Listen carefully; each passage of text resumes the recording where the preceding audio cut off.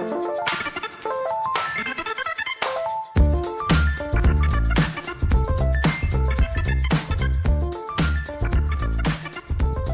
back, boys and girls, to episode 43 of the Nerd Chills podcast. This is Adam Diaz, as per usual, and with me, as always, is CJ. Welcome back, CJ.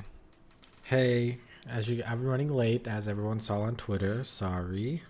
Okay. I hate my work-to-life balance. It sucks. Second iPhone release of the year, which is a little bit ridiculous. So Yeah. we understand your point. Within 2 weeks of each other, or 3 weeks of each other. So it's been rough. But I'll leave it to Apple to ruin your life. I mean, it's just sort of what they do. And then I was up till 2 a.m. last night to order the phone myself, so it's just a mess. Ugh, I would not order that. Well, I mean, I would if I had like $1,700. But I don't. Sitting in the third chair, as usual, is Charlie. She is sick. Welcome back, Charlie. Hello. You sound horrible, but we're going to get through this. Thanks. We really appreciate you still coming on, even though it's clearly going to be quite, taxing for you. I'll try my best. Cool. You just made it through. We are recording on Friday, October 27th, also known as the biggest day in video game history ever. Not really, but it's a pretty big day. It's like the biggest It is day in huge. entertainment or something, right? Yeah, because you Because got 3 movies came out. Mario, Wolfenstein, Assassin's Creed, Stranger Things, and then I have no idea. Things. The stupid Jigsaw movie came out. Jigsaw, I think, is it Snowman? Or I don't know. Yeah. that I movie? think it might have been last week. There's but- another one, too. Anyways, in the fourth chair, sitting there waiting for her introduction, is Robin Grace. Welcome back, Robin. Hello. Hello. We have a great show for you guys this week. It could suck nuts. I don't know. I'm pretty excited about it. We're going to go over the video game consoles that we think, as individuals, changed the gaming industry forever. We didn't really plan on who was going to say what, and we kind of know what we're going to do. But we're going to do them in a chronological order for you guys, so it'll be kind of exciting. But we are all going to make our case. It's not really a debate. It's just sort of us telling you what we really feel deep down in our heart of hearts. I think we should all talk about said systems, though, each, like, our own, like, kind of like a discussion about. Oh, yeah. about We'll it. definitely still have the discussion. Yeah. But yeah, I think it's going to be a great episode for you guys. But, starting out like we normally do, we'll start with ladies first. CJ, what have you been playing, bro? This week, nothing. I've been trying to fit in a couple hours of Fortnite or PUBG or Call of Duty, but it's pretty much just been the try not to shoot myself in the face with a gun game. It's a fun game, because either way you win, really. Either way, you're good, but it's been rough. Definitely looking forward to a vacation in 2 weeks, so definitely looking forward to not having to worry about anything that's going on in a particular building. Can just worry about what's going on with myself. Right on. We're looking forward to that for you. So, Charlie, what have you been playing this week? I didn't really play South Park at all. I've been putting it on hold for a minute. But I played Odyssey, and that was pretty cool. I just started playing that last night. You let me play a little bit of it. It seems like a Mario game, from what I can tell. I mean, it's basically like a mashup of Mario 64 and Mario Sunshine, but I like it a lot so far. I've seen it's been getting 10s like all over the fucking place. So I saw Assassin's Creed Origins was getting 9.5s and Wolfenstein was getting 9s. Wow. So I know it's funny. You wanted to play Super Mario. I'm really more of an Origins person, and Robin was saying that she really wants to play Wolfenstein. So Oh, snap. Just because of the Nazis. just because of the Just wants Nazis. to max some nuts. So, Robin, what have you been playing? Overwatch's Halloween event and Fallout Shelter's Halloween event. That's about it. That's about it. Right on. Just mainly Overwatch. As for myself, I've been playing some Overwatch in the background with Robin. And I got Clash Royale downloaded on my phone again. Oh my god. Oh my god. But he lost all his data. Yeah, this one's on my Pixel, so it does not have my Apple data, and without having an Apple device in the house that I can log my shit into and link my accounts, I can't reactivate. So that kind of fucking sucks, but no big deal. I'll start again from the bottom. So it's been kind of fun. I'm taking my time with it because it does frustrate the shit out of me. But aside from that, I really haven't had time to play a whole lot. Lots of work at work, because that's what work is all about. What frustrates you more, losing at Overwatch or losing at Clash Royale? Overwatch, because Overwatch is a team game, and there's an objective typically in the team matches, and I'll just look around and be like, what the fuck are people doing? And so often in ranked matches, I'll see people that are hiding to protect their K to D ratio, and they don't give a shit about the fact that we're about to lose the What's game. the point of even playing? I don't understand. I don't either. I just look at them and I'm like, you are worthless. Like, you suck. Or when someone steals the character that you want to play, and they're terrible with it, and then by the time they change and you can take that character, you're doomed. Like, your team's just fucked. I need some friendly fire in that game. Oh, that'd be glorious. I would love to blow some of those guys' brains Be out. banned all day. Right? That'd be fucking... Dude, that'd be crazy if they came out with like a friendly fire Overwatch Server. game mode. It'd be amazing. Aside from that, I haven't been playing much. Did watch, as far as what I've been watching, the movie 1922, which is on Netflix. Netflix original. It's a Netflix original. It's another Stephen King thing. So it is a horror. And I gotta say, it has Thomas Jane as the main character. So if you know who Thomas Jane is, he was the Punisher way back in the day when John Travolta was the bad guy in that movie that came out like 15, 16 years ago. He is also the main character in the show Hung. He's just a really clean-cut, good-looking white dude. And when the movie started, I told Robin, like, he looks sick, man. Like, he looks like he's too thin. And then he's, like, a farmer in 1922 on a farm, so at some point you just see him, like, working on stuff. I'm like, oh, wait, never mind. He's still super cut as fuck. He just doesn't have, like, any water weight on him at all. And it turns out he's also, like, an amazing actor, because he has this, like, really weird accent. And he's just, like, he is totally that character when you watch that movie. And then it starts getting scarier and scarier, and I'm like, this is a really good fucking movie. I was really happy with it. So Halloween recommendations. definitely, if you're looking for something scary to watch, and you guys would be listening to this if you listen to it on the day it releases, on the 30th, I recommend 1922. It's on Netflix. It's really good. Check it out. So that's everything I've been watching. Robin, what have you been watching? Aside from 1922. I started watching The Nightmare Before Christmas last night again for the millionth time. And what else? There was something I watched a couple days ago that I was like, this is kind of interesting. I don't remember. Fuck it. Nothing. My answer is nothing. Cool. That's awesome. Charlie, what have you been watching these past 5-6 days? So I got caught up on South Park and Bob's Burgers. I was like behind a season and a half of Bob's Burgers. I started the 4th season of BoJack. It's Nice. pretty much like all animated shit. And then I watched some John Oliver. And then we're going to watch Stranger Things tomorrow. Yeah. Stranger Things viewing party. Oh, I remember what we watched. We watched Constantine. We did. Not the TV show Constantine, but The like the movie original Constantine. movie with Keanu Reeves, Hot Stuff Constantine. It took us 2 nights That's what because it's really called, Hot Yeah, Stuff. I've Hot watched Stuff it. Constantine. We could literally quote every single line from that movie. It's such a good fucking movie. I've watched it a million times. I was going to say, if you, for my Halloween recommendation, I recommend a really, really crappy horror movie called Skinned Deep. That movie is fucking hilarious. Really? It has Warwick Davies in it. He plays a character named Plates, and I can't recommend it Plates. enough. Can't recommend it enough.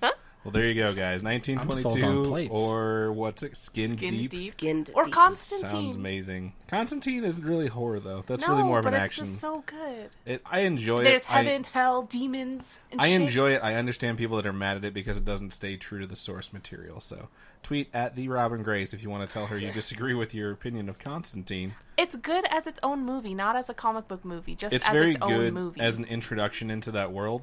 If you want to read the comic books, which I believe are the Hellblazer comic books. And since they made the new Justice League, there's this Justice League called Justice League Dark. For those of you who don't know, there's 3 Justice Leagues now. There's Justice League, which is the Batman Superman one. There's Justice League of America, which the government creates to counter them. And then there's this new one called Justice League Dark that only deals with like Who is run by magic and spirits. Constantine. And they picked Constantine to run it. That They is the did. dumbest shit I've ever heard. Fuck you, Charlie. And and I would consider myself to be a DC person. That Fuck. is the dumbest shit I have ever Right off. heard. Just get the fuck out. So Where are your 3 versions of the Avengers? Why don't they have that shit? they do. They have Dark Avengers. There's like a million. They have Secret Avengers, Oh, and they have Lord. They have Avenger Avengers. The new Avengers that just came out. That is- too. Do not- And they have new Avengers. Yep. Wow. They do.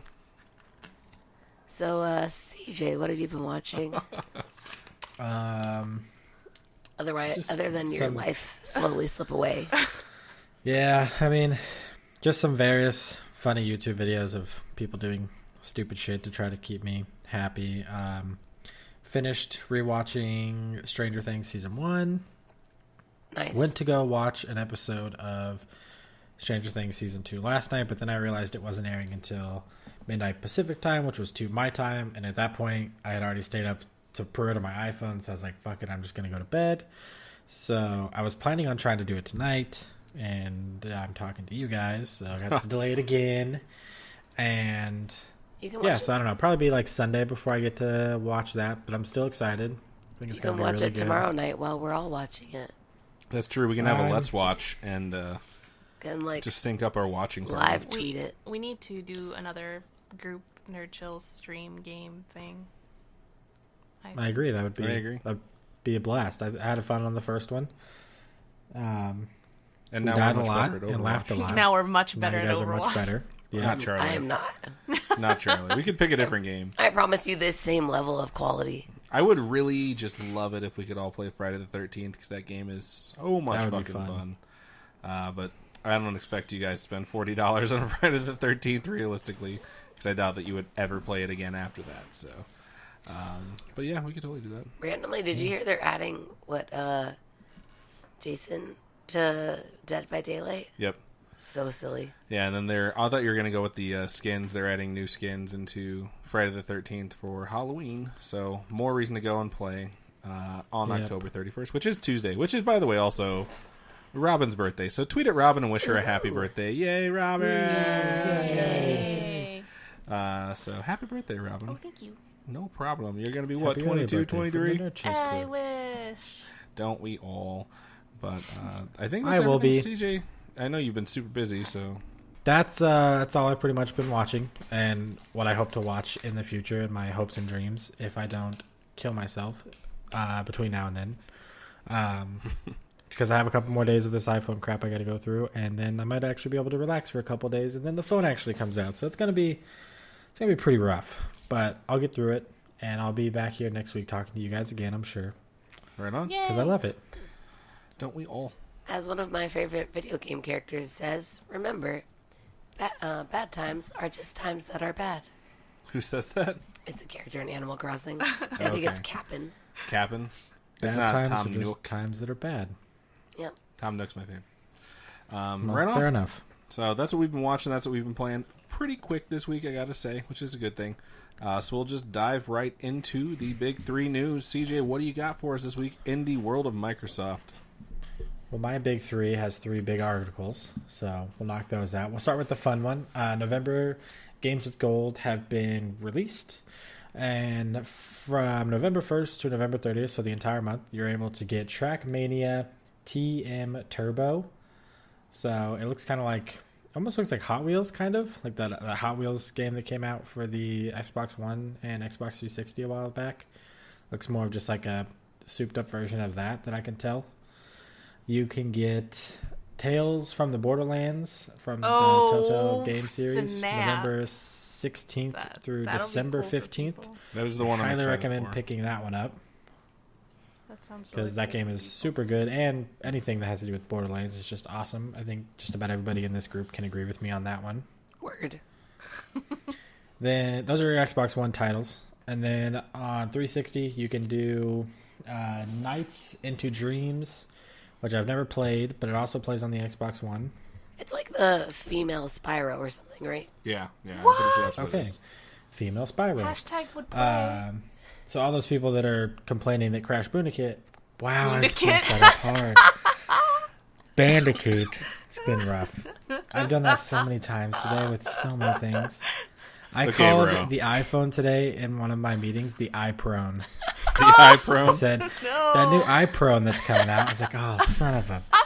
That's how Robin pronounces it, so there's nothing wrong with that. It's rough. It's like my cousin growing All up. the people calling complaining that they don't Bahamut, get their like Bahamut. Spyro reboot. You can go play Nights into Dreams and hope it makes it all better, but it probably won't. Then you also get Deadfall Adventures, which looks like it's got like an Indiana Jones type person on the front, so I'm assuming it's probably going to be like a platformer adventure game. The I'd Xbox have to version imagine. of Uncharted. Not Okay. exactly. Xbox but, version yeah. of Uncharted. And then I'm at the just guessing. there's also the turning test, which I think has been around for a couple, I think back-to-back months, maybe 3. It's the Turing test. Turing test? Yeah, like Alan Turing. Touring. Oh yeah. And then there's like on this picture that I'm looking at, there's a question mark on the side. So I think maybe they're going to reveal one more game towards the end Ooh. that no one really knows yet, but we'll see. Mystery game. We Mystery game. shall see. I will say I'm not excited about any of those except for Tales from the Borderlands. I already Yeah, own it's Tales pretty from the weak. Borderlands. I know it's really frustrating when Telltale games become free and you just bought them, or you've bought them like You within the don't wanna last try 2 the months. Turing test? I did Yeah. that like $25 pack of Telltale games. We get a bunch of them. Yeah. Got me. I They feel got like they you. maybe made like they saved the weakest set of games they could pick for November. That's what they used because there's just going to be so much stuff to play anyway that they're like, we'll just throw out some crap and make people happy. I have Game Pass and I haven't even touched that. Like, it's, Yeah, I don't know. I don't know. We'll see. Anyways, So the next article is kind of a fun one, but the Xbox One would have had launch day backwards compatibility if a few things didn't get messed up, like with the whole always on internet problem that they had that no one seemed to like except for actual people that had internet. That was it sounds like it was supposed to play a pretty big role, as well as the current CEO or current president of Xbox, Don Matrick. Hopefully I'm pronouncing that right. Matrick or Matrick.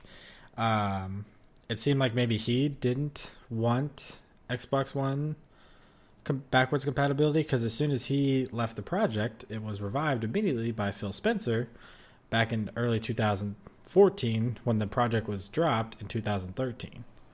Backwards So compatibility or back compats. It's so weird to me because it seems like everyone says they want it, and then once they get it, they don't really utilize yeah, it. it's only like 50%, not even 50% of Xbox users use backwards compatibility. Yeah. Yeah, it's something where I'm like, yeah, it sounds cool in theory until I play the game and I'm like, oh yeah, I forgot. This looks like shit now.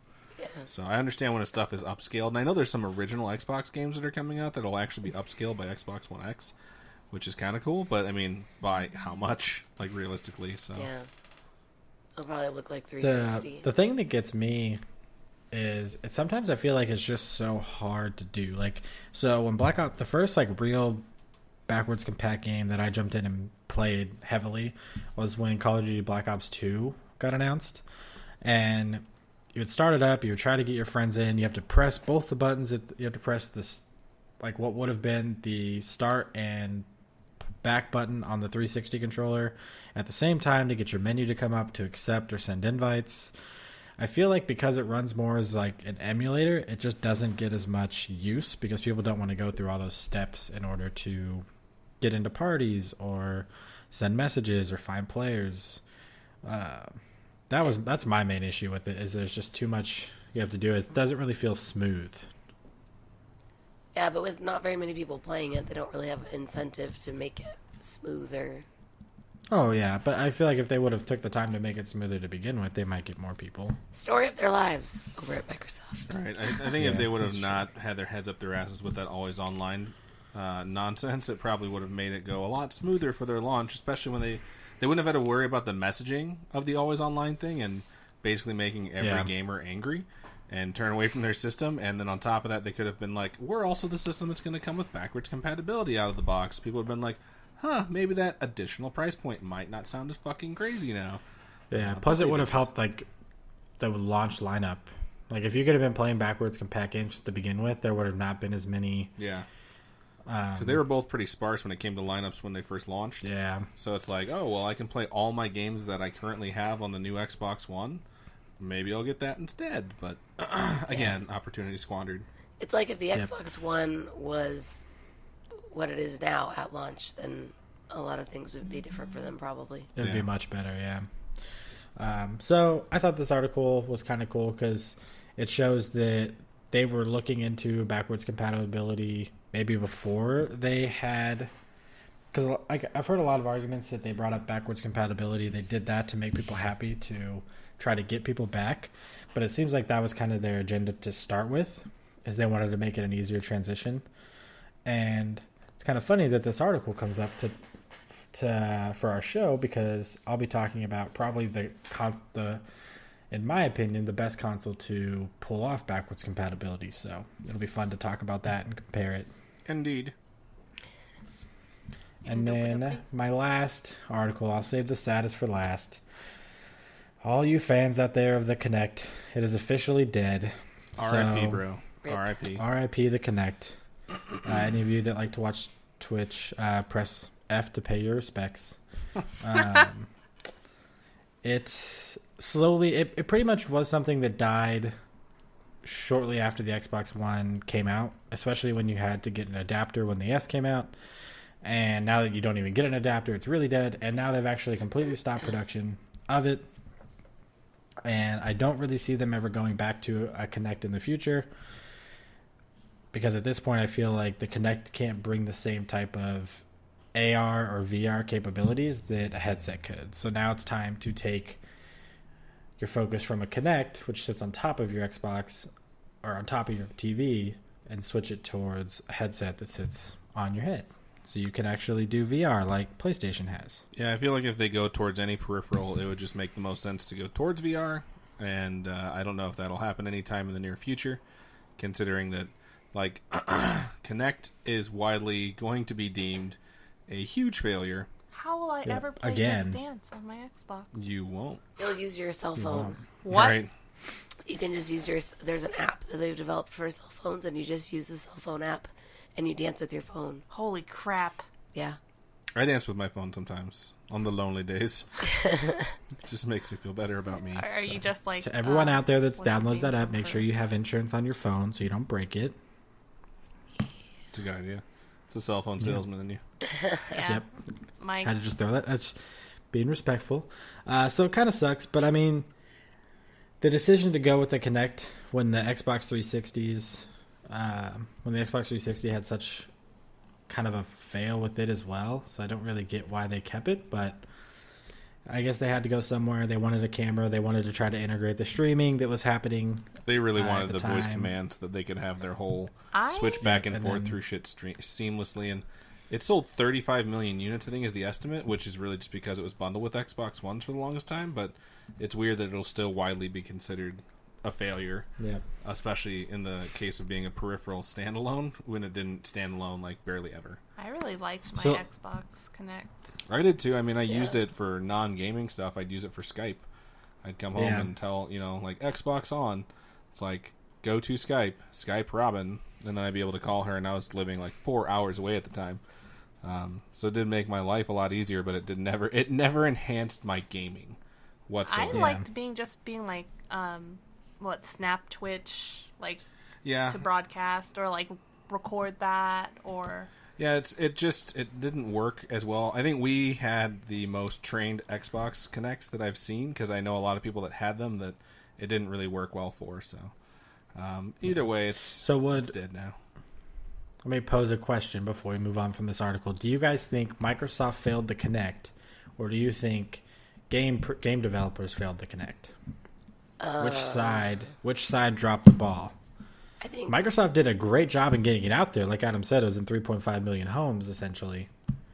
Microsoft So- failed it because they made you Yeah. buy it and then they didn't make any games for it. Like right off the Right. get-go, there was only like 2 games. Yeah, they did Connect Sports Rivals, and they didn't put a whole lot into it. But I think the thing is when you bundle a technology with your system, and it's a technology that game developers don't want to make something for, it's a bad decision, and that's on Microsoft. But Yeah. I will say I think that Microsoft failed the Kinect, but the Kinect was doomed to be a failure in the first place because it was their way of replicating Nintendo's motion controls. And Yeah. like Sony came out and just said, like, we're basically going to do exactly what they did, have a camera and have 2 joysticks and just make it look different. And for whatever reason, it didn't work. And then Microsoft's like, we're going to do it differently because people don't want to hold stuff in their hands. They just want to set something here. And that didn't work either. I liked it. I mean, it was... I like the games like Dance Central and stuff. I played those things. For what it wasn't bad. I liked Disney Fantasia on Xbox One. Yeah, I like, thought it that was was great. really fun. But there wasn't a lot of original ideas, and I think the biggest problem is that developers can't... It costs a lot of money to make a fucking game, and developers just can't risk, like, a new idea that might not sell well for a peripheral that people don't want. You want to hear what's Yeah. funny though is even though it's like this week they're like it's dead. You know, it comes out on October 31st. Connect Disneyland. That's amazing. Wow. Like, they're making a game for it, like, after. They're like, it's dead. I was just really upset when I bought my Slim, Xbox One Slim, or S, or whatever they fucking call it. It's called the S. And it didn't come with the adapter for my Kinect. But you could have gone to that website and put your No, whole... because it was too late. It was that promotion was already over, so I couldn't get it. We didn't know it existed, though. We could have done it. It's just we didn't know it existed until it died. Charlie told us afterwards, like, hey, guys, this was the thing. Not anymore. So it's Fuck Charlie's ya. Yeah, fault. Yeah, pretty much. it's mine. Come on. Very spiteful. Well, we just went ahead and killed it, so you don't have to worry about it anymore. It's Right. Microsoft's fault, Yeah. dude. They should have packed an adapter in there with this. They should have. Just forget about it. So this is just an answer to why they didn't pack an adapter in with the Xbox One X, 'Cause they're because it stupid. doesn't matter at this point, and they don't want Yep. anything detracting from the fact that this new Xbox One X and Xbox One S and the entire direction of Microsoft right now is all about games. It's not about this all-in-one console, which was never what people wanted. So, but Yep. that is sad news to end So, on. those are my articles. A little bit of a sad one to end on, but I will kick it over to Charlie for the PlayStation news. Okay, well, I just have a few things for Sony news that really hasn't been that newsworthy of a week. But the first article made me laugh a lot. So Sony accidentally leaked their own game this week. What? They leaked their Planet of the Apes game. They put it up for like purchase, didn't they? Yeah. On Oh my accident? Yeah, For so a brief people period of bought time. People buy it? People bought it. IGN bought a copy of it. so fucking funny. Did they get to play it? I think they still can if they own it. I Oh don't my see how they would stop that. But yeah, the Planet of the Apes game was not supposed to be out yet. I don't know when it was supposed to be released, but they put it up there. They leaked their own game and took it down later in the day, but plenty of people had a chance to buy it, and that made me laugh. Yeah, it's a bonehead good. move. As one of my friend's dads would call that. Bonehead move, guys. The second article was about Max and the what was that game called? Max and the something Brotherhood. It's a Cursed Brotherhood. Cursed Brotherhood. It is an Xbox One title that is coming to PS4. Oh, snap. That's kind of cool. It's another exclusive that PS4 is taking. That big From- Max and the Cursed I Brotherhood know. title that we couldn't even remember the That name big- of. That big title. So that'll be cool. And then my last piece of news is really just about the future because next week Sony is doing a press conference and they will be announcing, according to them, 7 new games. That's Yeah. crazy. It's exciting. I wonder if those are all going to be exclusives or if they're going to do the Microsoft thing where they're like console launch exclusive and it's only exclusive for like 4 days or whatever. I don't think they'll necessarily be exclusive. I'm not, But is it like quality over quantity? Or is it I don't know. I mean,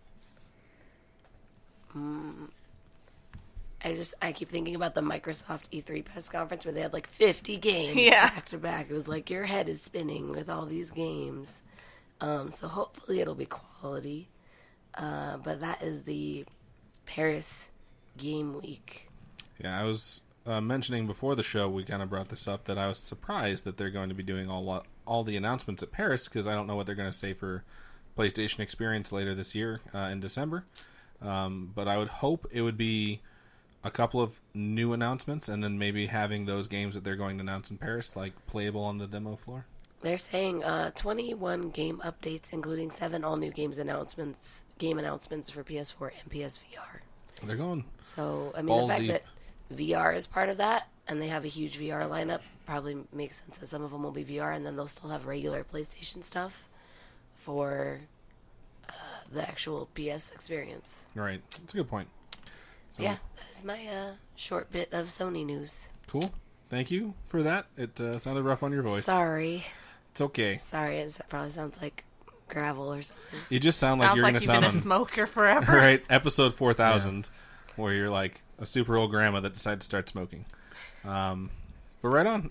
We'll just transition right over into Nintendo news. I don't have nearly as much as I did last week, but there is some stuff. The Super NES Classic has the Star Fox 2 game that came out only on the Super NES Classic, and the Super NT that we talked about last week, that will be, I think it was $180 or something around that price point. That'll have every game ever made. Will also include a title that was never released. Factor 5, which later became well known for the Rogue Squadron games, originally designed this game named Super Turrican. that was supposed to be on the Super NES, and it will be launching day and date with the Super NT. So something exclusive that you can get by buying this emulator that's not made by Nintendo. Am I dumb for asking what the heck a Turrican is? You are absolutely not dumb, because I don't know, and I really didn't look too much into it because I saw that they were Rogue Squadron, so I can only assume it's Rogue Squadron-esque. So Made up shit. we will we'll check and see what that is once the game gets closer to launch. Last week we had a piece of news that actually didn't wind up making the air. I don't know if I skipped it or if I accidentally edited it out. I'm pretty sure I skipped it. But there was a pretty big update that came down for Nintendo Switch consoles. You can now capture video and share it as well. You can also update your system to transfer your data, similar to how a 3DS can transfer data. So if you buy a new Nintendo Switch, you can move your digital purchases over, which is really nice. And something that they actually didn't intend to do, they're trying to make more third-party accessories and peripherals work on the Switch, and they accidentally made it so that your your GameCube controller adapter and your GameCube controllers can now work on the Nintendo Switch. So people figured this out, and they got super excited, and they were like, does this mean a new Super Smash Bros. Is on the way? And Reggie Fils-Aimé is like, absolutely not! We didn't even know what the fuck we were doing. I'm like, that's the best way to handle that, because he just basically came out and squashed all hope. And I'm sure that's something that is in development, but he didn't even come out and try and say, like, this was related to it at all. He's just like, no. Yeah. Oh, God, no. That's not what happened at all. I did notice that when I was playing Odyssey a couple times, it prompted me to like capture video, and I was like, "What's this now?" Yep. Yeah, it's similar to the PlayStation share button, but I'm sure it's slightly more complicated because it is Nintendo. So anyone that actually starts sharing stuff, let us know. We'll go check out your videos. I'd really like to see how this works, because I could walk into the other room and do it myself, but So I'll work on it. Yeah. right on. Charlie will get right on this. And then fresh on the debate that we had last week about how the 3DS is slowly dying and they keep releasing these new versions of it, Nintendo announced a new Nintendo 3DS XL SNES edition that they will be releasing next month. Nailed it. Don't know why. $199, comes out November 27th. So for those of you who want to buy basically coffin nails for yourself, you can go ahead and set this money on fire. They should have just done To the be shells, fair, it looks man. really cool. Like, I don't what know. the fuck? It does look awesome. Like Robin said, I don't know why they didn't just wind up doing the covers that you could swap out on the front Just of your like 3DSs. in Japan. Because they that's how it want is in your Japan. money. Yeah. And they know Americans So are fucking stupid, and we will pay for this stuff. This is one of the 3DS XL special editions that I am not going to fucking buy. I still have my Majora's Mask out there somewhere. Is it a 3DS or a 2DS? It's a 3DS. Yeah, so The 3DS XL, yep. mind blowing. Why? They I just will not continue buy to mess another with us. 3DS XL. Nope. I I really will not like buy it. another DS. Ever? No. Wow. I just feel like Nintendo enjoys Wow. trolling their audience. Yeah. So. I'm done. In news related to absolutely nothing that I play, the Shin Megami Tensei game that they teased during the Switch big press conference before it came out has officially been announced as Shin Megami Tensei 5. They've already shown the reveal trailer on October 23rd, and it will be coming stateside. It was, of course, being created by Atlus. So if you'd like to see that, you can go ahead and jump on YouTube. I've never played any of the Shin Megami Tensei games, but I know it's something that is kind of a cult following. So anyone out there in the audience, you can tweet at me, at the Adam Diaz, or the show, at nerd_chills. Let us know if you're interested in this and why. I just thought it was interesting because it's yet again another huge 3DS title that's moving to Switch. Yeah, and I understand it, but I don't know what the game's all about, so I can't say if it makes any sense whatsoever. I know they make a ton of them. Yeah, that's Like for there's fuck sure. always 50 different titles. So this next piece of news is actually something that I'm going to let Charlie take over because I know how much she was invested into this. We had a Nintendo Direct this past week, Charlie. What was that about? So first of all, I just loved the setup for the Nintendo Direct because they were like, this will absolutely not contain any other information. Like, They were like Really? nothing else. Yeah, they're like, anybody who wants to hear anything about Switch, get fucked. But it was all about Animal Crossing. Yay! The next Animal Crossing game will be out on mobile. It is going to be called Animal Crossing Pocket Camp, and it looks super, super cute. They are doing microtransactions, so you can buy like little leaf tickets for in-game stuff. But Yeah. anyways, it kind of combines the regular Animal Crossing series and Happy Home Designer, because you can design your campsite. That's and cute. what you put in your campsite attracts different visitors, and then you can interact with them differently. But you now have a friendship level for people, so you spend more time doing tasks for animals, and then you have friendship levels. And when you do tasks for them, they give you bells and items. So it looks really cool. I'm super excited. I just hope that this isn't the entire future of Animal Crossing. I do want Yeah. a console Animal Crossing again, but it looks super cute, and I That's can't super wait. cool. So it's kind of like the city Animal Crossing city where City you Folk. city folk where you have to do your mayoral duties for everyone to Well, get a good rating, kind of. Well, you have, it's not like mayoral because you're not the mayor, you're just running the campsite, and then you have an actual individual relationship with every person, and like the better your level is with them, the better stuff you'll get. That's really cool. I hate that apparently you can't sell stuff in the game. What? You can only like trade with people. What do I do with all my fishies? I know, right? You just trade them and for tasks and stuff, but it's really cool, and it's already out in Australia. So if you really want, you can just change your settings on your Oh, phone or your Or maybe it's on iTunes or Switch. whatever. We can watch people play it on Twitch. yeah, it's like one of the biggest download mobile games in Australia right now Wow. Holy crap. already. I can't believe Australia got something first. That's I know, right? good for them. I would do That's an so access. condescending Maybe it's sounding. not Like, like- good for them. That wasn't condescending. It's just they always get stuff last, and it's like $40 more than we pay I here. know, so- man. They pay so much money for their games. It's insane. Another cool thing, just a final note, they did say they're going to do seasonal events still, which is like my favorite Yay. part of Animal Crossing. Although you won't be able to just change the date on your DS now, like we used to do.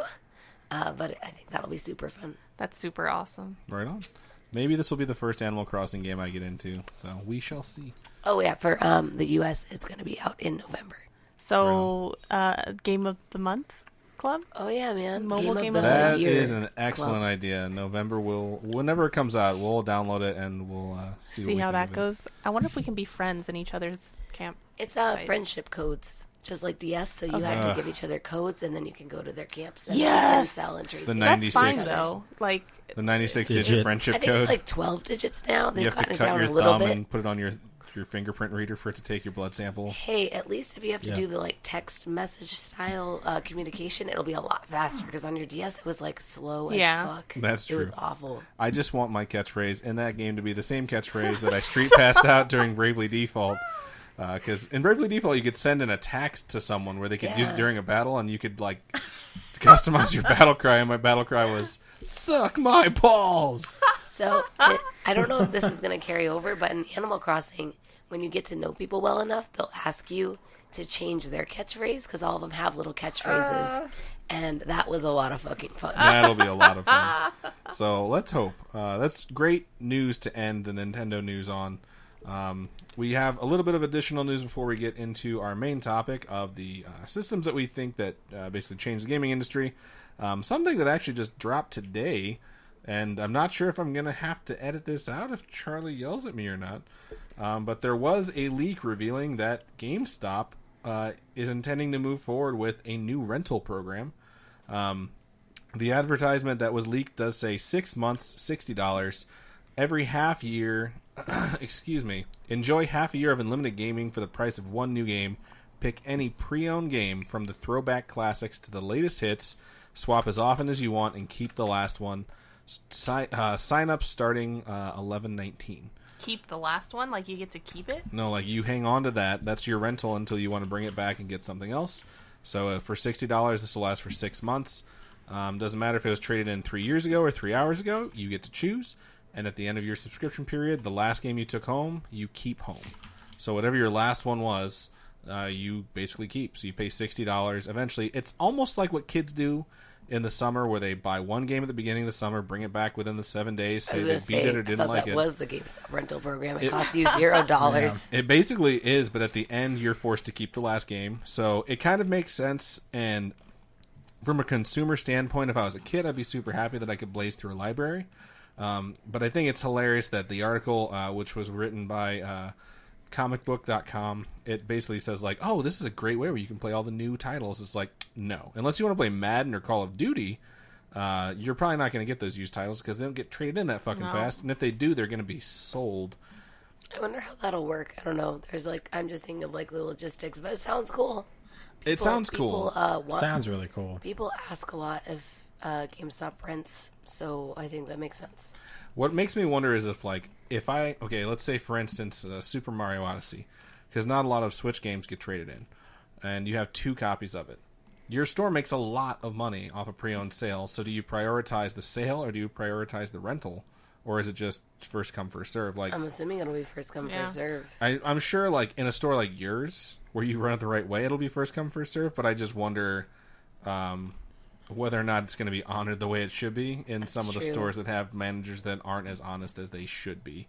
Where it's like, your website says you have 2. Like, oh, I don't know. They must be rented out already. And will it take it out of your inventory and show it as rented? Yeah, that's what I don't know. Yeah, there's I some think logistical it's going to be questions. just like if people bring in their... It's going to be like a swapping the pre-owned games. I think it's going to be like a sale, and there's just going to be a note on the account, and there will be like Right. a barcode for us to scan to Yeah. get free or something. Or like a completely different membership card. Yeah, I don't know. We'll see. Yeah, it'll be interesting to see how it plays out. But I hope there's not a different membership card. 6 months for $60 Too late.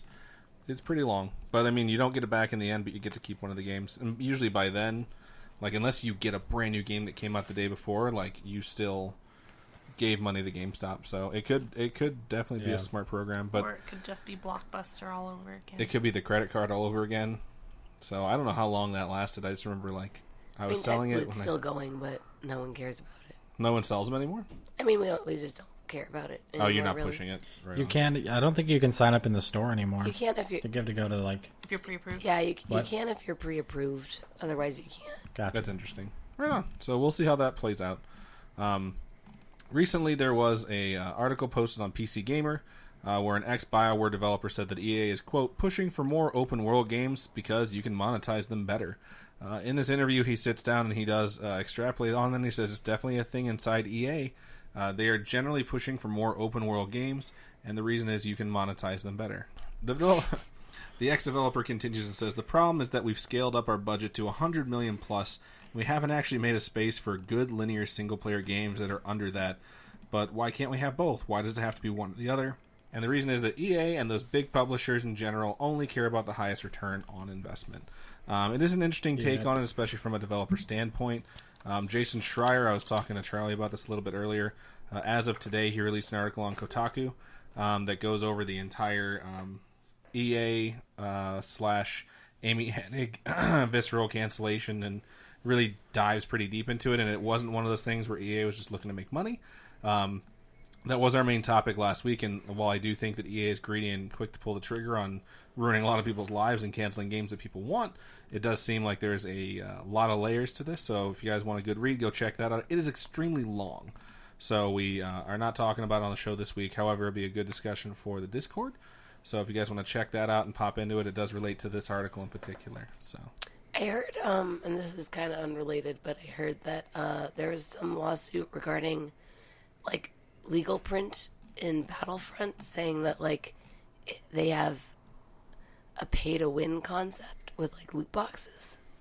I have not heard of that. Yeah. I know the loot boxes are definitely controversial, but I haven't heard that it's... I'll have to look it Gone that up far. and bring you guys the news next time. But somebody was just talking to me about it today, and I was like, I had not heard that. That is interesting. So we'll see where that Yeah, I goes. haven't heard 'Cause anything about that either. loot boxes are definitely on like every podcast that I listen to and every daily show that I listen to. So Yeah, that's crazy. it's a constant topic that we try to keep you guys sheltered from because I'm sure you hear it literally everywhere else. So loot boxes are if you want to spend money on them, go for it. One of the articles on the additional news is about loot boxes, but in particular, it's about how the UK government responded to a petition, and but we'll get to that. Next on the docket is very sad. Lego Dimensions is So officially sad. over.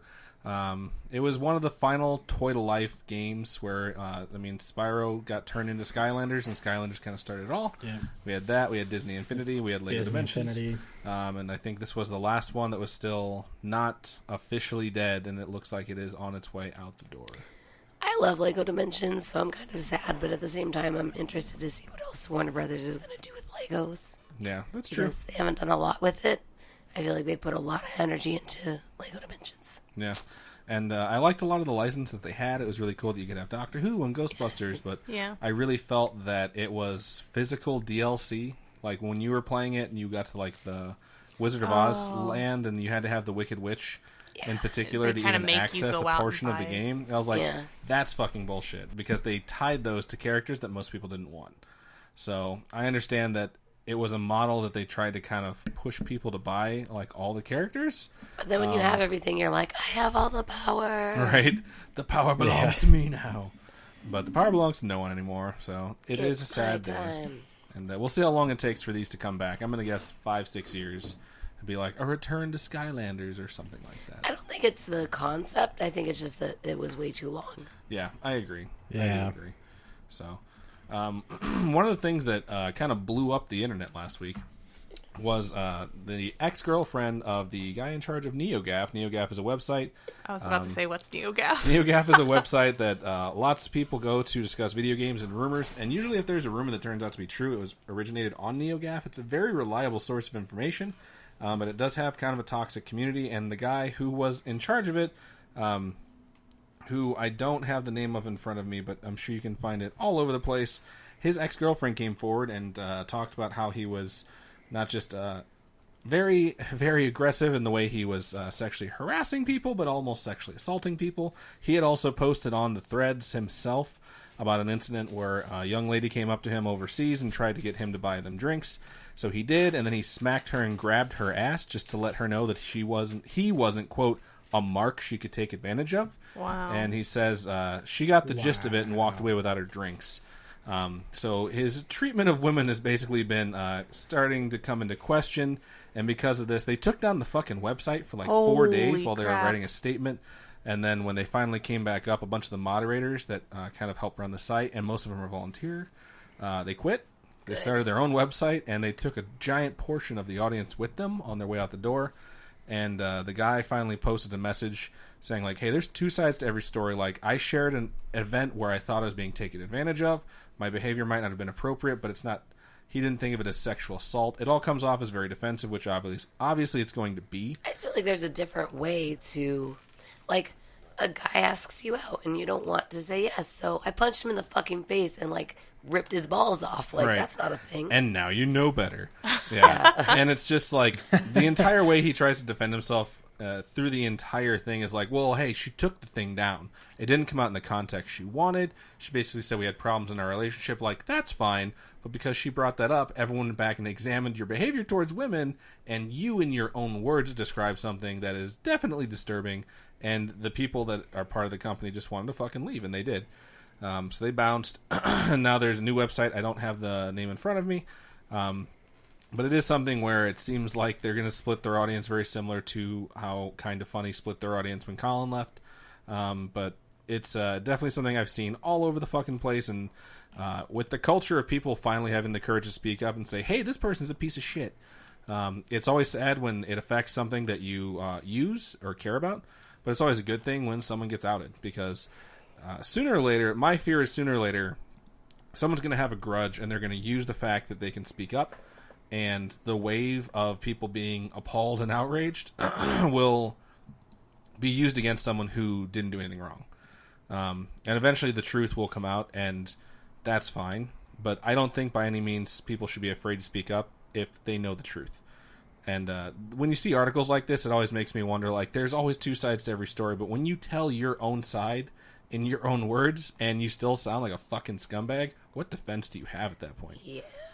So that's been something that's been all over the fucking interwebs, but yeah. So we just wanted to drop that down for you guys. That's been the main topics in all these podcasts we've been watching. So moving on to some more levity in the show, maybe. Looks like there's another familiar villain that could be in the Justice League movie. Surprising absolutely no one. Minor spoilers ahead if you guys want to go ahead and plug your ears and skip forward about a minute. But it looks like Lex Luthor might be set to return in the next Justice Are League you movie. surprised though? I'm Which so makes shocked. perfect Yeah, sense. no one is shocked. No one is surprised. You guys are all liars. Make a false sense of awe or like I mean, he's the one that Make kind a of gasp, reached out to babe. Steppenwolf, who is the main bad guy in the movie, so why the hell wouldn't he come back? I would have been shocked, and I would have been upset, frankly, if they wouldn't have given Jesse Eisenberg a chance to come back and fix his rendition of Lex Luthor, since it was all over the Horrible. fucking place. And he's a great actor. I know. That's He's the a sad part. great actor, so I was just hoping that they could just bring him back and he could just kind of focus up. Give him a redo. Exactly. But we shall see what happens. It does come out, I think, November 17th. So it's definitely rapidly approaching. I don't know if I'm going to go see it the night it comes out, but I'm cautiously optimistic on this one that it could be better because I haven't seen much of what the movie's supposed to be. My biggest fear is that's because it doesn't know what it's supposed to I was be. gonna say, or they don't want to show you. What's the release date? I just said November November 17th. So we'll see how it Sorry, turns my out. brain's processing, trying to think of when should I buy the movie tickets. We shall see.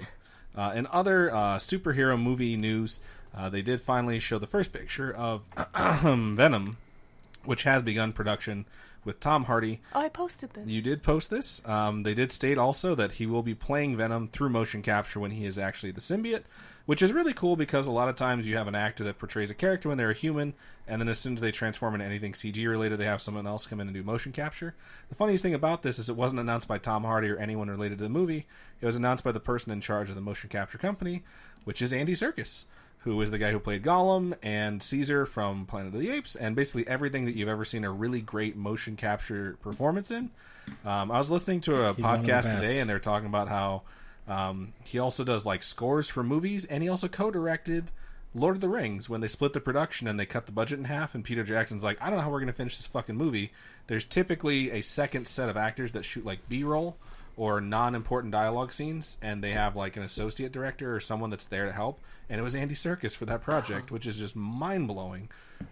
So it's really cool to see that Tom Hardy's getting into it because he's a fucking great actor. I'm actually really excited to see Venom regardless of how bad this story is going to be, just because, let's be honest, he's pretty fucking hot. He's a great actor. I was just picturing like Tom Hardy, but like the Venom tongue. Oh man, Is that good or is that Weird.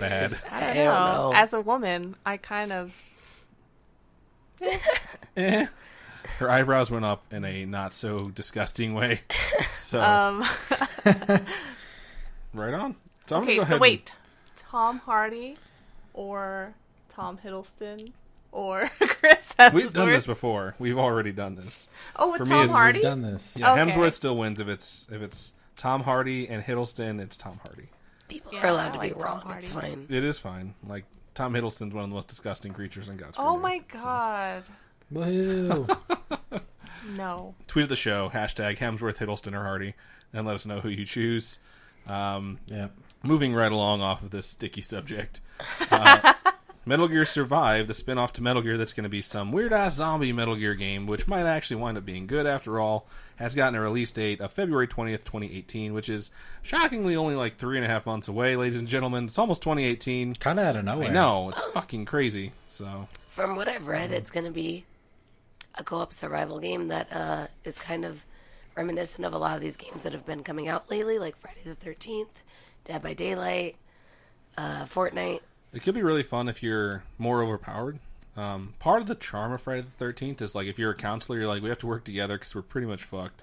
But it would be kind of cool if there was less people involved and like on the human side at least, and it was harder to survive. But we'll see what happens with it. This is one of the things where I'll let someone else tell me what they think of it because I'm definitely not going to go buy it. I just feel like it's going to have to be really fucking good for them to get people to buy it because so many people are upset about the Kojima thing still. Yeah, Yeah. absolutely. So I just think that's going to be a hard thing. Like I've already talked to people who are like, it might be okay. I won't buy it. Yeah, straight Wow. up. That's where I'm at right now, and it's not something where, for me, it's because of Kojima, Konami, and that whole split. It's just straight up because I don't trust it. It's too far of a departure, and I didn't even buy Metal Gear Solid 5, so I don't see myself going and buying the one that's really going out on the limb. So this next article, I'm going to go ahead and let Charlie handle.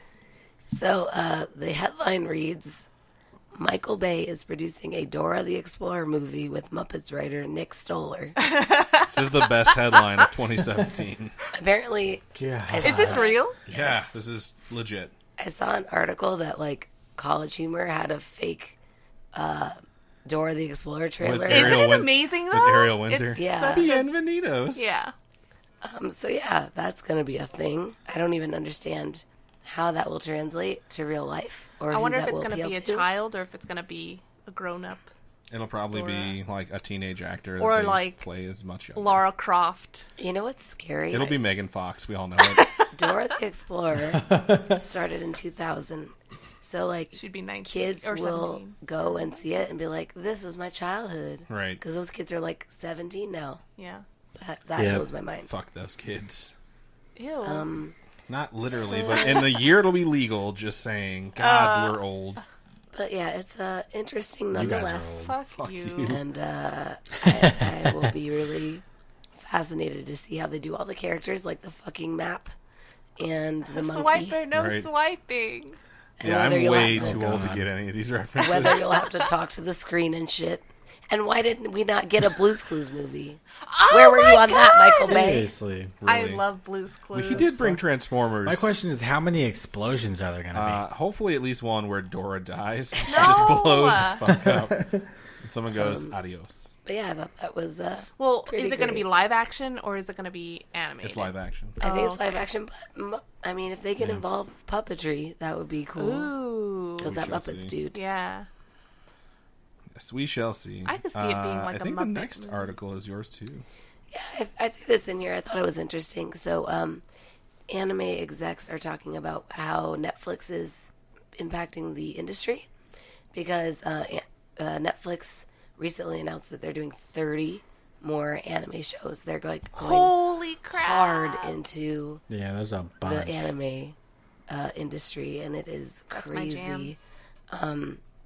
But I guess like there's a lot of these shows run on a super tight budget and a super tight schedule, and they said that like most of the major companies that do that work on anime and studios that are working on anime are fully booked until 2020. Holy So cow. it's really crazy. And like I said, Netflix is about to spend $8 billion on original content for Yeah. anime. Oh my goodness, that's insane. So, or no, I'm sorry, $8 million on their original content, Yeah. and a large portion of that's going to go to their anime side. So, Are you saying million? $1 billion. Billion Yeah. with a B. Netflix is spending a lot of money on original content, and it's just absolutely incredible. Like, the quality of their stuff is really fucking good. And yet they can't pay their call center people more than like $7 an hour. Yeah, they also say in here that like and they make us pay more. the anime studios are known for being a very tough work environment, and Netflix is kind of evening that out. Like, instead of most anime is netting a loss, they're actually doing well profitability wise, and they're kind of evening out the industry, which is crazy. That's really good. It's, I wonder what process they're doing that's doing this. That's like, I don't know how they can afford this. Like, you know what I They're mean? probably Like, just investing whatever they can into it to try and get like quality product put out there, and they're not doing the thing that most people do, where it's like, we need this as soon as fucking possible. It needs to be the highest quality, so kill yourself to make it. like Amazon Prime Video's content is just sour. I can't. There's a lot Sour. of there's just a lot of stuff that I don't like. Like, we were trying to find a movie on Amazon Prime, and they all suck. They're Yeah. just horrible. Like, just go back to Netflix. Yeah, That's how I just- always feel when I venture out. I think maybe it's partially because Netflix wants really good content. They hold themselves to a high standard, and they're willing to pay for that content. So, Yeah. since it is hard to get good people to work for you because it's such a highly demanded field, it seems like Netflix is willing to put the money down to make good content. Just and like pay people HBO. the right way. I think They're they literally were- doing the HBO model at this point. So. That's cool. Yeah, I think they were testing the waters with a lot of the original like Netflix stuff, and now that it's all like almost every Netflix original has gone over well. There's only been like maybe one or two that haven't done great. Now that everything's off the ground and running, they're just like, okay, well, this is obviously the way the business is going, so we're just gonna put everything we have into All it. I'm saying is, Because give me most more of like Castlevania. Like that show's fucking. Oh, Right? my, Oh my God. goodness. How fast can we get that? most of the contracts they have with the like networks that let like The Office and Archer and all those shows on, those contracts with them extend out for years. Like the CW contract with Netflix that I read a couple years back goes to like 2026. So if that contract's already in place, you don't have to worry about it leaving. That just gives you so much room to play with in between to come up with your own content. And they have the money to do it now. So they have their business model all Like, built out yeah. to just basically print them money. I'm just really interested to see how this how this bodes for like Crunchyroll. Yeah, that's what I was thinking And too. Yeah. there are so many anime streaming services that have popped up. Yeah, Crunchyroll has to do a bunch of contracts with other companies now, like Verve and stuff. So Until Netflix can pull episodes that are subtitled straight from Japan and have them up within 24 hours, Crunchyroll will definitely always have a user base. Yeah, that's true. So Yeah. that's something that they need to look into That's if they where want they to get take over the world. yeah, the simulcast thing's kind of fucking cool on Yeah, Crunchyroll. it's kind of epic. Yeah. So, right on. That was a really big tangent. Not really. That was straight up. Yeah. I don't know. article. That was a lot of Netflix, though. Like all about that Netflix. But still, we definitely wanted to cover that. So, 2 pieces left for you guys. There has been a announcement for a live action Contra movie. I'm What? so fucking excited for this. I'm sorry, it's not. It's a movie and a television series. I know it sounds ridiculous. I played a lot of fucking And a Contra new growing flavor up. of Oreos. Right.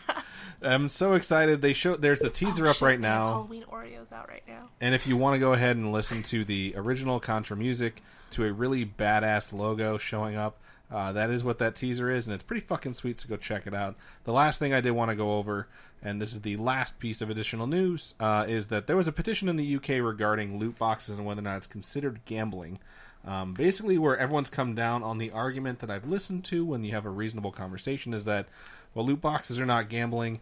It does have a portion of the you don't know what you're going to get, which is basically why gambling addicts actually get addicted. It's not the winning or the losing. It's the uncertainty and the rush of the uncertainty that can trigger. Is that like getting high off life? Because life is kind of like that. It's getting high off of, like, bad life.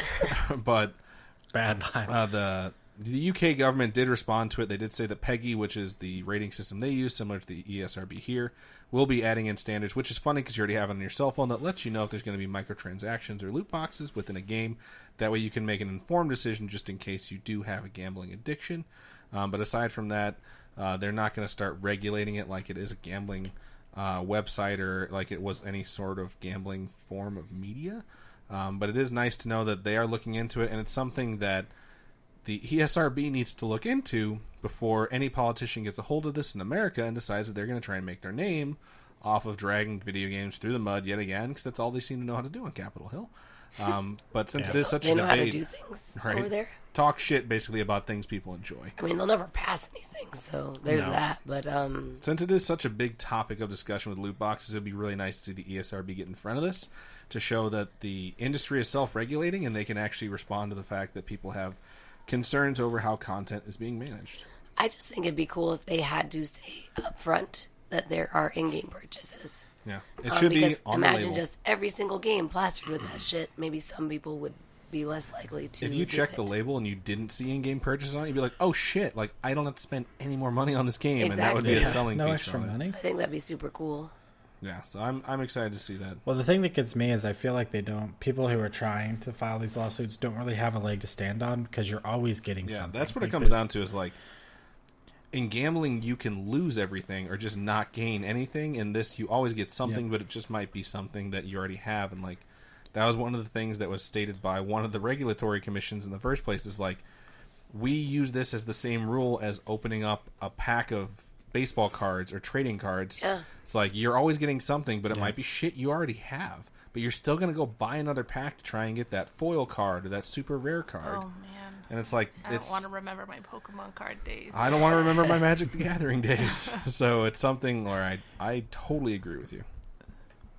And then at the end of the day, if they try to come out with the whole like, well, somebody could open 100 of this and somebody could open 100 of this, and they're going to get that super rare item, and they get no super rare items, then all the game companies have to do is write in some type of like. The best thing I can do to explain, like World of Warcraft just had to do it with Drop rate their system. legendary drop items is rates. basically like bad luck protection. So once you have opened up so many boxes and you don't get the legendary, you finally get it, and that's what like there you They go. didn't do that shit when I was So- playing Vanilla WoW, and I ran fucking Undead Stratholme. I swear to God, at least 100 times to get the final piece of my Magister set. It was supposed to be the piece with the highest drop rate. It was supposed to drop 1 out of every 5 times. When 100 times didn't see the shit. But the best part is, the hardest pieces to get, which was like 1 and 2% drops, I got them on like my first and second runs. Wow. So I was like, oh cool. And that was There you like go. the reverse. It's like, oh, you got the hard ones first? Fuck you. You're not going to get the easiest so ones. CJ about those World of Warcraft subscriptions. Right. God, I spent so much time. If you on that. guys want to play, You know we do, but I don't know if we have time. I know. I'm trying to decide between World of Warcraft and Final Fantasy 14. So She's been trying to decide that since If Final you Fantasy let me 14 know. came out, so we'll see what happens with it. But that is the end of the additional news, so we're going to scroll right into our main topic for you guys, and we're just going to touch base one at a time, and we can all chime in if you want to and just have a general discussion.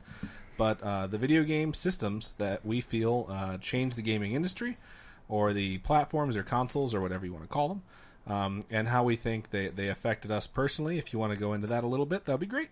But we are going to lead off with Robin. So, What? Robin, we discussed this at the beginning of the show. oh. But yeah, you're going to go ahead and go first. So what do you got for us? Okay, fine. What system I or decided console? to choose the Game Boy because The OG Game Boy? the OG Game Boy because it there were handheld games before that. Like apparently the Game & Watch was a thing. I didn't know that was a thing.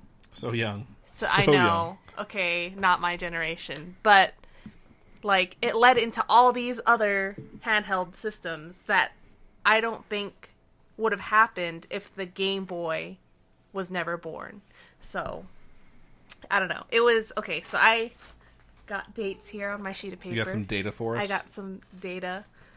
So it released in Japan in on April 21st, 1989. Oh, so close to when I was born. I hate you.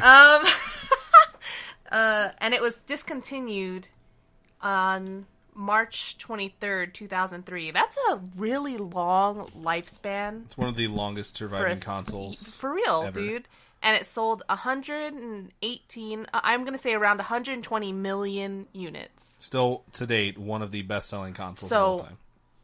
I think that's insane. Like, this little handheld system, it's all because of Mario. And Tetris. And Tetris. I fucking love Tetris. Tetris is made by Russians as well. It's one of but, the best-selling games of all time. They're But everywhere. Russian. so it was like, so how the system developed was the Game Boy Pocket, which I never had, the Game Boy Light, which was just a lighter one that had worse lighting and only lasted like 20 hours of gameplay or something. It was horrible. And then the Game Boy Color, which is my favorite. That was It's my baby. amazing. I played Circle of the Moon on Game Boy Color, and I hurt my neck because I was looking down for so long while playing it, and I was just like, oh my god, I can't look up anymore. And then the Game Boy Advance, which had amazing games on it. I think I played was Harry Potter on it? I think there was a Harry Potter on Game Boy Probably Advance. by then. And Actually, then Circle of the Moon was advanced. That's my bad. Golden Sun. All the Golden Sun games, if you guys haven't played that, they're so freaking good. Friend of the show, Nick. He loved Golden Sun. And then the Game Boy Advance SP, which was like the first Folding. OG folding, like... Is the Game Boy Pocket the Game Boy Micro? No, No. it's a separate Oh, thing. God. That's Yeah. separate. That was the little... I wish you could see my hands. It's like this big, that little Like tiny candy one. bar shaped. Yeah. half It's a like the candy size bar. of a candy bar. Yeah. It's like the size of smaller a than slice that. of cheese. Yeah, It's it weird. was tiny and weird and But and then so after the SP there was the DS. And I just remember selling those DSs and they were like some of them were just so horrible quality looking and I was just like, "Oh my god," cuz they were so big and chunky. Yeah, the original and DS was horrible. hideous. Yeah, and then they had the what was after Lite. that? But the D- original DS could play the new games. But there was and the the old DS games. Lite. Yeah, the DS The Lite DS plays Game Boy Lite Advance was the too. nicer one, and then the DSi. That was the first DS I ever had. The DS Lite? DS Lite and They Animal was- Crossing. They had the cute pink one. The pink one was the best. Like bubblegum pink. Yeah, it was cute. The best And- Game Boy ever was the SP, the folding one that looked just like the original Nintendo console. And that was the one I had. Really? Yeah, the SP was pretty awesome. Legend of Zelda 4 Swords on GameCube.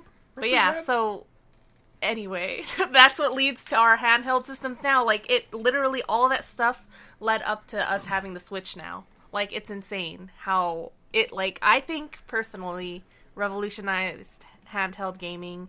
And, like, the Game Boy got discontinued in 2003, and then the PSP came out in 2004. So it's like Sony was like, we need to get on this handheld train, and they still have nothing near what Nintendo's been doing with the handheld system. So I just think, like, Game Boy's fucking. I think what's super bomb. interesting I don't about know.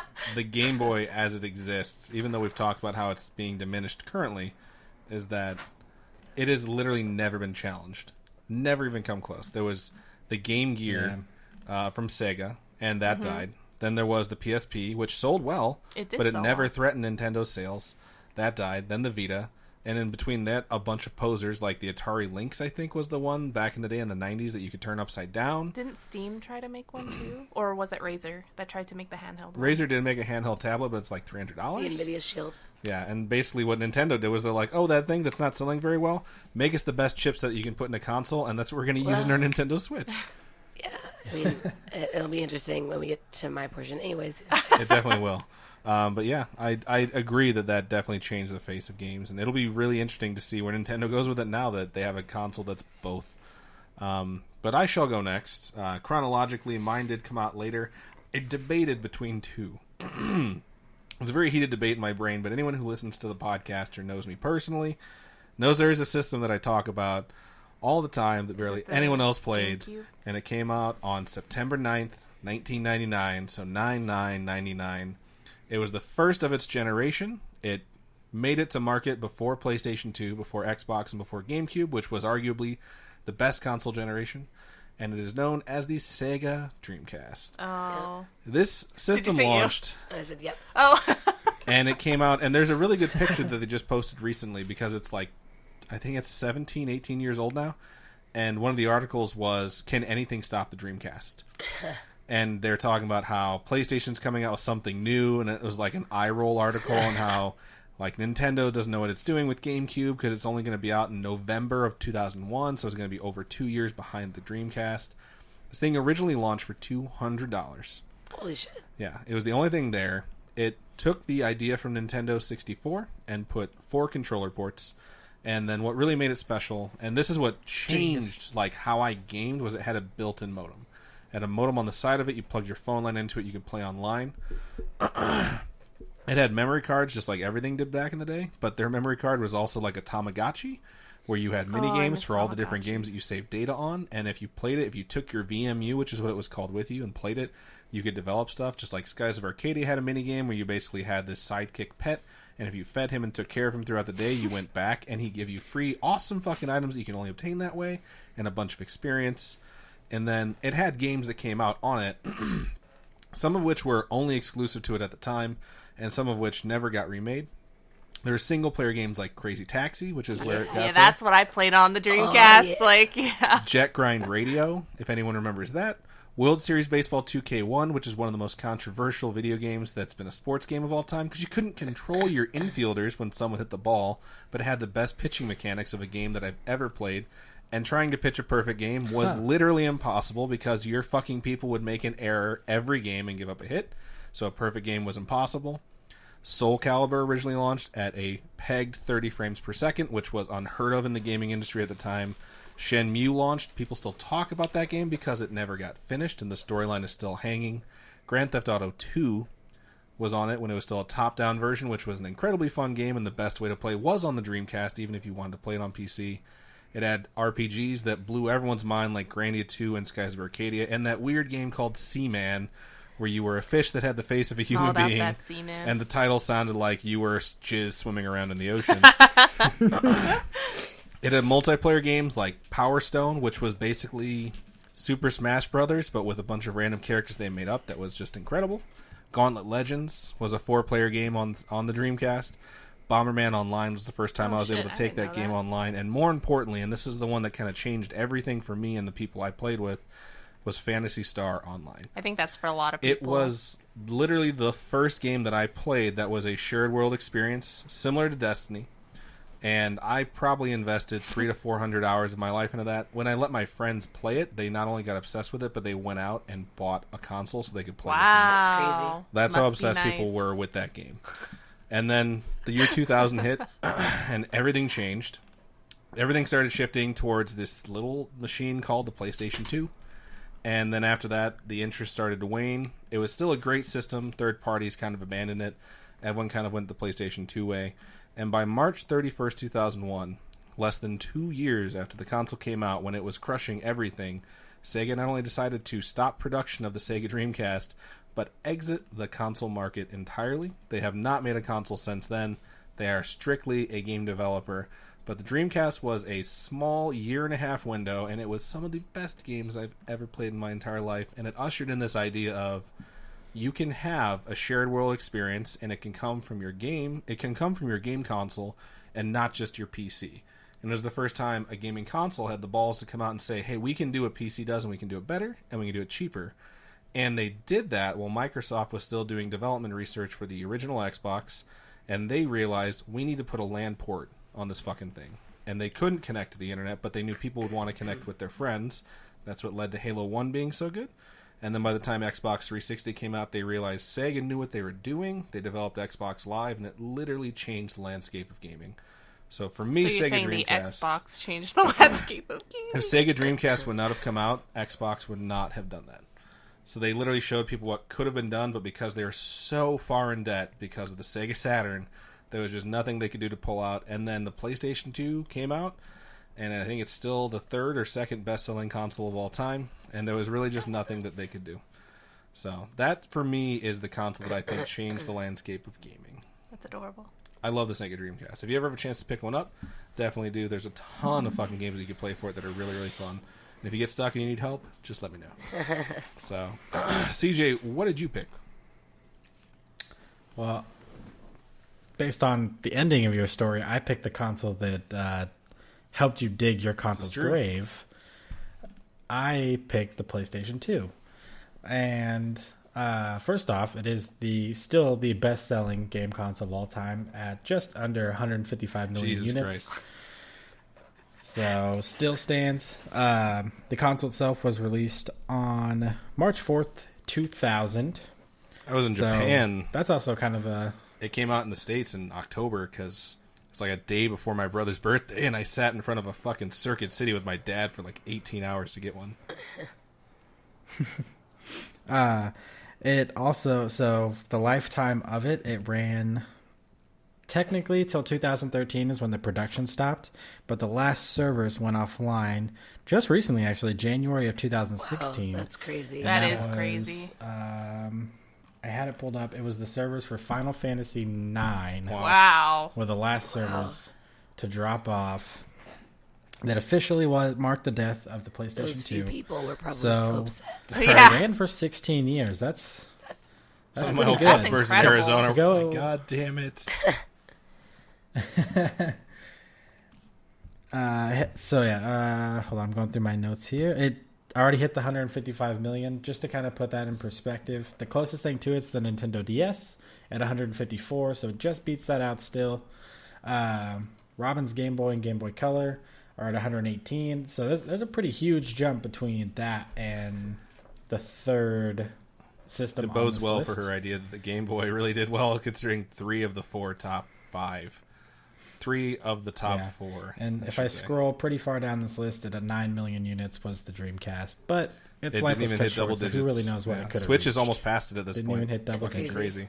Yeah, I was actually just about to tell you the Switch is about 5 million behind it from whenever That's they updated incredible. this. I think Like, they've already passed wow. 5 million worldwide. They just Nuts. announced that like a week and a half Yeah. ago. So, some more reasons why I kind of think the PlayStation 2 is kind of the console that changed the industry. First off, it was seamless to play your PlayStation 1 games on it. You just put the disc in, no problems.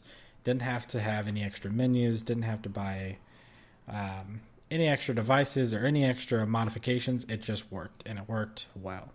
The only real issue that I've read about, and I never ran into myself, was I guess there was a lot of disc read errors. If your disc wasn't in, 3 if your disc Perfect wasn't in, condition. PS2s. kind Yeah. of good to Mint perfect condition.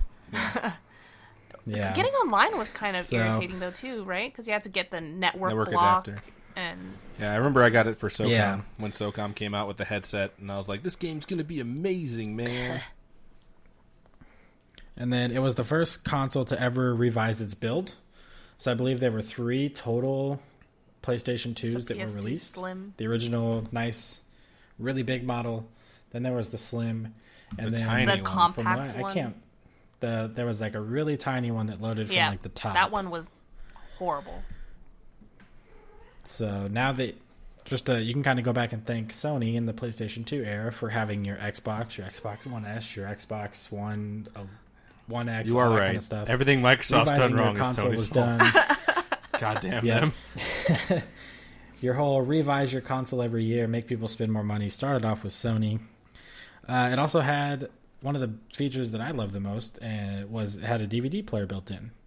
So you were able just to watch your regular Yeah. DVDs, play games, jump back and forth. The thing that did suck were the memory cards because I always lost mine.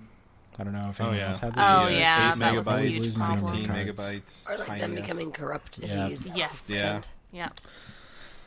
And then to the best part of the PlayStation 2, and it's got to be the games. I just have a couple listed down that I'm pretty sure everybody's played or everybody's heard of. Grand Theft Auto San Andreas released on Kingdom the Hearts? PS2. Okami released on the PS2. God of War 2, Shadow of Colossus, which is being remade right now, Remade. which a lot of people are Dark psyched Cloud? about. Remade. Ratchet and Clank, Gran Turismo 4 was a huge Isn't hit. Sony so great? Kingdom Hearts 1 and 2, sure. Final Fantasy X, Devil May Cry, Resident Evil 4, Battlefront 1 and 2, which a lot of people have Very fond memories of. good memories about. That's in some people's top 10s. And that's really just to name a few. There's still tons of games that got released on the PS2. Dragon Ball Z Ultimate Battle Iconic. 22, best fighting game of all time. Just putting it out there. It's an Was import. it Marvel vs. Capcom 2? Marvel vs. Capcom 2 Marvel vs. was also on Capcom. Sega Dreamcast, and it came out sooner. Marvel Ultimate Wow. Yeah, suck it. Alliance. Yep. They are. You can go on and on for the games. Yeah, that released. PS2 has such a huge over the- library. It probably has the best 13 library. years Yeah. of the lifetime of this console. So that's why I think it's the console that kind of changed everything because had a great game lineup, tons of awesome features in it. It survived forever. I mean, Not forever at because this it's dead point, now. They died pretty quick, but people would buy a second one. All the time. Okay. Yeah.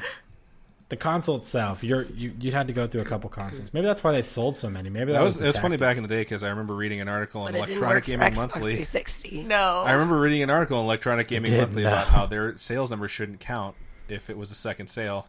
And I was like, I totally agree with this. And then 360 came out, and its failure rate was 66%. And I was like, what the fuck? Maybe My see, look at that. 360 Sony still just works, ruins I just everything don't for get it. Microsoft. Yeah, you didn't get an OG 360 then. There's no way. No, I have the Final Fantasy Red Ring of 13 Death. 360. Yeah, you weren't even close. Like, you were way further. Yeah. Let So, me just jizz all my right. face real Yeah, I agree with you on PS2 definitely being part of that conversation. There was a point in my life where video games went from being something that nerds did to video games being something that kind of everyone did. And I think PS2 was what started that push. That's what I was thinking. I was like, I don't know what they did as far as hardware goes to revolutionize things, but I think they just made it super common to play games. Yeah, and everyone that developed wanted to develop for Sony. Like, anyone that was mad at anything I mean, they else... did come out They're with so the. different now. I don't know a whole bunch about it. I tried to look it up, but it was just It was super different confusing. for the PS3. They came out with Just the saying. Emotion Engine CPU, which was like years ahead of its time for something that could be put into a system so small. Just in the fact that how it processed the multiple Emotions. layers that it could push through, things like that. So that's probably the biggest thing in it. And then the fact that it also had a built-in DVD player was pretty. Yeah, it was very multimedia Awesome. friendly. So, right on. Good call. It really flowed well, too. And now Charlie's going to wrap this thing up with what she believes is the console/platform that has revolutionized the gaming industry. So I picked, and I almost picked original Xbox for a lot of the reasons you stated, because they were the first to have built-in hard drives.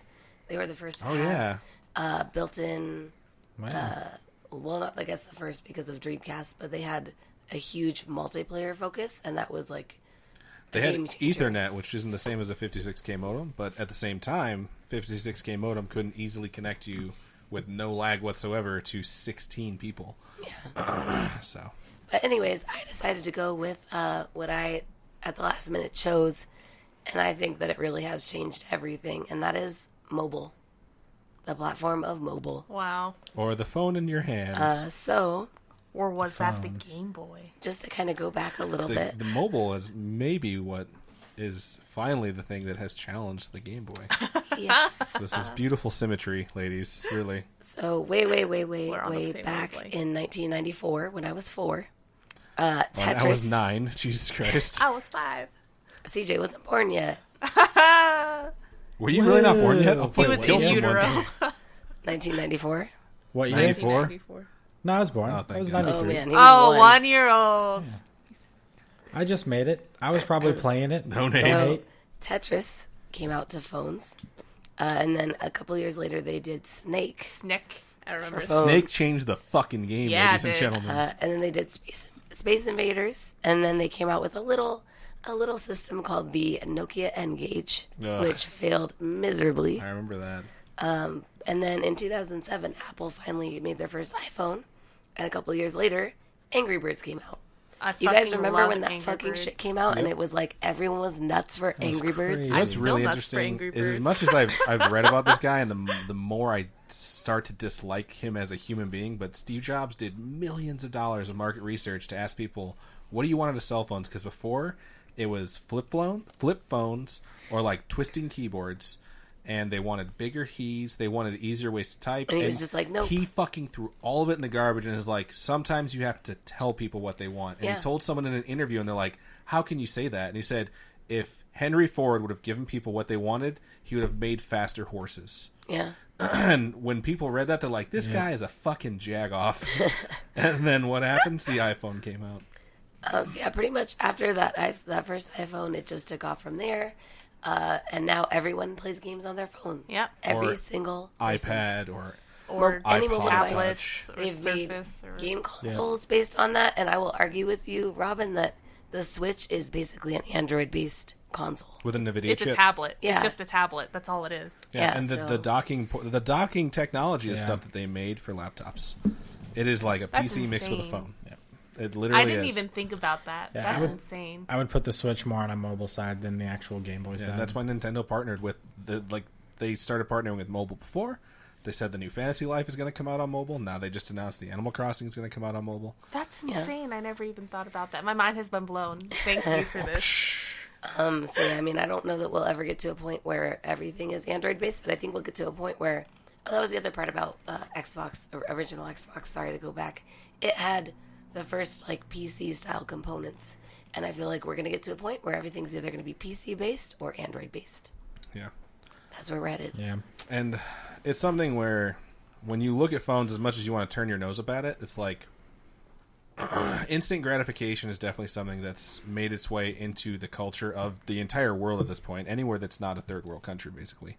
And you cannot get instant gratification from a home console anymore, unless it's a game you can just pick up. And I think that's why PUBG and Fortnite and stuff like that has gotten really popular, because they realize, like, hey, you don't have to have an endless loop of a game, unless it's an endless loop that people want to keep playing. That's like 15 minutes to 40 max, and then you can just stop playing. Yeah. And the phones do that better than anything else. Like, we were just sitting around having a conversation, and there was a lull in the conversation. I realized, hey, I can just play Clash Royale really fast, and I played like 2 or 3 matches. I felt satisfied. I got what I wanted out of it, and I put it back away. And yeah, maybe that's bad for my attention span in the long run, but realistically, it's like, hey, I just wanted a quick gaming experience, and I can stay connected with that. And mobile developers like Mobile Strike, the guys who make Mobile Strike, Machine Zone, they make like $1.7 million a day, and that's like through microtransactions, and that's shitty. But realistically, like, that is a market that is unfathomable. And I would argue that the reason that we might be so used to having games in our home is phones nowadays. Because I can't tell you how many times people come in to buy consoles because, yeah, my kid's been draining my battery on my phone. I'm going to get him something of his own. All right. So as much as PS2 is a part of that, maybe a bigger part of that nowadays is the phone. That's And where I- kids I start think- now. Yeah. That's exactly why That's Nintendo's Yeah. keeping the Genius. DS That's why alive. she's last, because she has the coolest Yeah, thing. because she had the most recent one. And I think that's why Nintendo keeps the DS alive, because they realize, like, hey, parents don't want to buy a fucking phone for their kid. They want to play those games, and if we have... But that's I why beg to everyone differ has there. Switches now. Yeah, we have Switches, but if you have an alternative option, where it's like, yeah, you can buy this small thing, it's like similar screen that they're used to playing, and like it's cheaper than buying a tablet, unless it's one of those really terrible tablets that's like $70 during Christmas time. that it is a cheap alternative that you can put in your kids' hands, and they're already used to playing on a phone. I think it's a hard balance because the phone is like too open. Even though you have like kid mode you can put your phone into, it's a little too freeform. But it's capable of more than the DS, probably, honestly, at this rate. But you can put dick pics on a DS. It's possible. I'm just saying. Like, You can. So But you can't find them from your... Well... it'll take forever to load, but Draw it a bunch eventually happen. on the When, DS. when the hell Alright. have you used your web browser on your DS? Like, never. I didn't even know I there have was one, to be before. honest. There is. I've used Netflix on my DS. I've sat in a parking lot, a McDonald's parking lot. That and is connected. terrible. had to to use the their internet browser Wi-Fi. because my phone died. And I had to message Adam from a Target once. And so I connected to the Wi-Fi on my DS and went onto Facebook and used Facebook Messenger through my DS. Save Wow. me. Yeah. It Wow. can do things. That's my bit. And that's coming from, sadly, the person here who I think I play probably the fewest mobile games, other than this Animal Crossing shit I'm about to get on. All right, that you're about to fucking blow up. I hardly ever play mobile games. Remember when Kingdom Hearts The Unchained came out? Yes. And I had that giant charge cable for I was addicted to that shit, dude. You really were. It was I think horrible. I've been addicted to cell phone games. I think CJ has in the past. I can tell you that there was Yeah. one year, one holiday season down in Arizona when I was running a GameStop where we discovered Plague Inc. Or Plague or whatever the fucking game is called, where you basically try and kill the world with a disease. Yeah. And that is all we fucking played. And then we realized we could sell those tablets that were like $70 by putting that game by on putting it. that game on it and playing it. And I just tell people, like, walk around and have them in your hands and then show people what the game is and then let them know, like, oh yeah, this thing connects to the Android store. You can download anything you can download on an Android store for $70. We sold every fucking tablet that came in that store because of that. The main reason that Robin got her tablet was for Plants vs. Zombies, and then I'm about to get in that tablet game for Animal Crossing. She bought a different tablet too, and she bought it specifically because she watched me play Clash of Clans and she wanted to play it. She wanted to choose a Microsoft Surface and she had the money for it. And I was like, that's the thing, is you have a Microsoft phone. That's why you can't play Clash of Clans right now. So she changed what she was going to buy so that she could play a game that was free. I had a problem. And she Okay. got an Android tablet instead. So it's definitely very, very impactful, not just on regular day-to-day business, but like, Mobile is such a big deal. That's Yeah. so freaking genius. yeah. So Okay, award of the night for best concept / idea goes to Adam, Charlie. I know. Fuck you. You're welcome, guys. So Trying to steal the thunder. tried. It's What not a douche working. nozzle. So, right on. That's what we have to say, guys. If you have anything that you want to add into the argument or debate, it's really not a debate. I think this is just a fun conversation. Yeah. What do Email you the guys show. think? Give us your arguments. Give us your arguments. Tell us if we're right or wrong. You can email the show. Don't try do and that. I have fragile feelings. You have fragile feelings, so don't say bad things for Robin. But email the show. Don't try and relegate your answers to 140 characters. Email us at nerdchills@nerdchills.net. If you need to reach out to the show on Facebook, it's facebook.com/nerdchillspodcast, or you can tweet at us at nerd_chills. You can also find us on Patreon as Nerd Chills Podcast. And if you do that and you kick us a little bit of money, you do get the episode early by about 24 hours. So we always do appreciate anything you guys are willing to contribute. And big You shout help out. us make it our real job. Yeah, we're almost there, guys. We're almost there. If you want to reach out to me, I'm on Twitter at the Adam Diaz. You can also email me at the show for mailem@nerdchills.net. CJ, if the fine folks wanted to let you know what they thought of the PS2 argument, where could they find you? At Sacred Infinity on Twitter and Sacred Infinity at nerdchills.net. Or just on the Nerdchills Facebook. Let me know what you think, and yeah, Right on. that's it. Best places to Cool. find me. Charlie, where could the fine folks find you? On Twitter, Charlie with an EY_NC as in Nerdchills. And then you can also email me at Charlie at nerdchills.net. Awesome. And Robin, last but not least, where can the fine folks find you? I hate that line. At the Robin Grace at all social media, really. And then I have my own Facebook page now. Yay! Yay! So, And you have an Etsy shop. oh, yes, my Etsy shop is robinskwaicorner.etsy.com. Pretty sure. Right on. So yeah, go check that out. Don't forget to share if you want to enter into our contest still. Yep. Yeah, we are adding some mystery grab bag items on top of the Star Wars poster that we have there. Yep. So definitely share the It'll episode. be like the whole package. Yeah. Also go and rate the episode on Just any of the like this podcast podcast. services in which you listen. We really, really appreciate when we get those. And so far it's been very positive feedback. We really appreciate that. If you have negative feedback, go ahead and email it to us and then just leave us a 5-star review. Just say, like, these guys are great, and then anything that you want to be We'll just post constructive it on our about, website. Send it directly to us. I'll give you a shout-out for not being a dick and putting it on iTunes. I really appreciate that, guys. I think that's everything that we have for this episode 43. So I was going to go jump back about 9 episodes. We all want to be younger. It's okay. Yeah, it's true. So that's everything we got for you guys. We will see you next week. Take a chill pill, people. Is that going to be our... It's just how we say bye every time. No, I say bye every time. Okay.